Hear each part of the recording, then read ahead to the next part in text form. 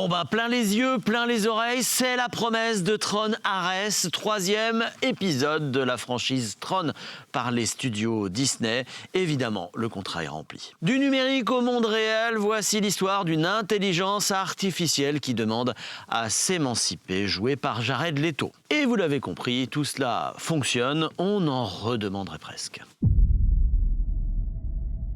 Depuis la nuit des temps, les êtres humains contemplent les étoiles et se demandent: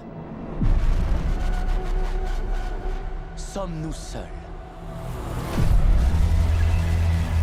Alors les puristes trouveront que la franchise a été tuée. De toute façon, rien n'est crédible, rien n'est réaliste dans ce type de long métrage. On n'y va pas pour ça, on y va pour s'éclater avec de belles images et de la belle musique. Tous ne parlent que d'IA et de tech de nos jours. Les mondes virtuels, comment seront-ils? Quand va-t-on y aller? Eh bien les amis, nous n'allons pas y aller. Ce sont eux qui vont venir ici. Je vous présente Ares, le soldat absolu. D'une force surhumaine, ultra rapide, supérieurement intelligent. Et s'il tombe sur le champ de bataille, je vous en fais un autre aussitôt. Allez, on va mettre un bémol dans ce long métrage. C'est la toute-puissance de l'industrie cinématographique américaine. Le film est destiné à un public de 20 à 30 ans. Résultat, tous les personnages sont dans cette génération-là. Tant pis pour la crédibilité du grand patron d'une super multinationale de l'industrie de l'intelligence artificielle qui a l'air d'avoir 22 ans et à qui on aurait envie d'appuyer sur le nez pour qu'il sorte du lait. Alors oui, on a mis des cautions morales un petit peu plus âgées. Gillian Anderson, toujours pas sorti des X-Files, et Jeff Bridges, qui est la caution morale du film. De toute façon, depuis le premier long métrage de 1982, c'est un peu juste pour les boomers comme moi. Tu crois que tu contrôles tout ça?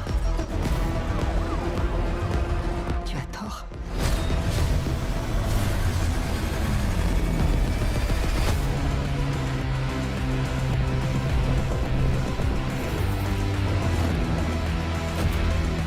Vous êtes quoi? Je suis à la recherche de quelque chose.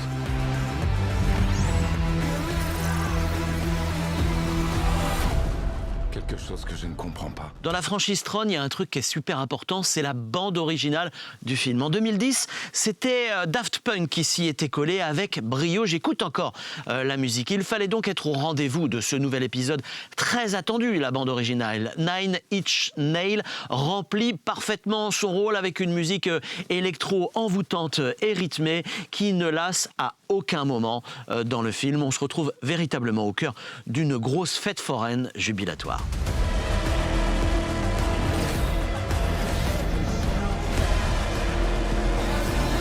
Accrochez-vous! Un programme défaillant qui veut accéder à la vie. Pour quelle raison? C'est juste un ressenti. C'est fascinant.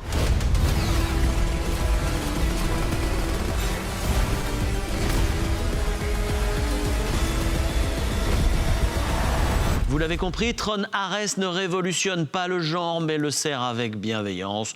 Je ne peux donc que vous recommander d'aller voir ce long métrage divertissant, même si ce n'est pas, vous l'avez compris, le film de l'année.